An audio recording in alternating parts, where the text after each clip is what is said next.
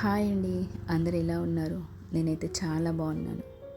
మీరు కూడా చాలా చాలా బాగుండాలని మనస్ఫూర్తిగా కోరుకుంటూ ఈరోజు ఒక చిన్న మినీ వ్లాగ్ అండి. మా ఇంట్లో అయితే మా కృష్ణయ్య ముందు ఇలా ఒక చిన్న ఉల్లి బౌల్ అయితే పెట్టుకున్నాను. ఇలా ఉల్లి బౌల్ని ఇలా పూలతో డెకరేషన్ చేసుకున్నా, చాలా బాగుంటుంది.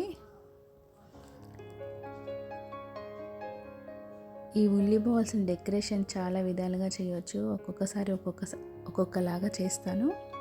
ఈరోజైతే ఇలా చేసుకున్నాను. మీ అందరికీ నచ్చితే ఒక చిన్న లైక్, ఒక కామెంట్ అయితే చేయండి. ఎలా ఉందో చెప్పండి. ఇలా ఉల్లి బాల్స్ని ఇలా పూలతో డెకరేషన్ చేసుకుంటే చాలా బాగుంటుంది. నాకైతే చాలా ఇష్టం.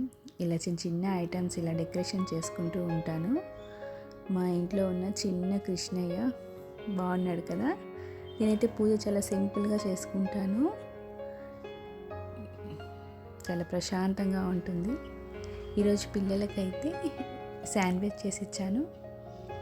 శాండ్విచ్ చాలా సింపుల్గా చేసుకోవచ్చు. ఆనియన్స్, టమాటా, కొత్తిమీర, కొంచెం సాల్ట్, కొంచెం కారం వేసేసి మిక్స్ చేసుకోవాలి. బ్రెడ్ స్లైసెస్కి అయితే ఆయిల్, నెయ్యి రాసుకొని ఇలా మిక్స్ చేసుకున్నది పెట్టుకొని దాని మీద ఒక చీజ్ స్లైస్ వేసుకొని శాండ్విచ్ మేకర్ ఉంటుంది కదా, దాంట్లో పెట్టేస్తే చాలా సింపుల్గా అయిపోతుంది. చాలా టేస్టీగా ఉంటుంది.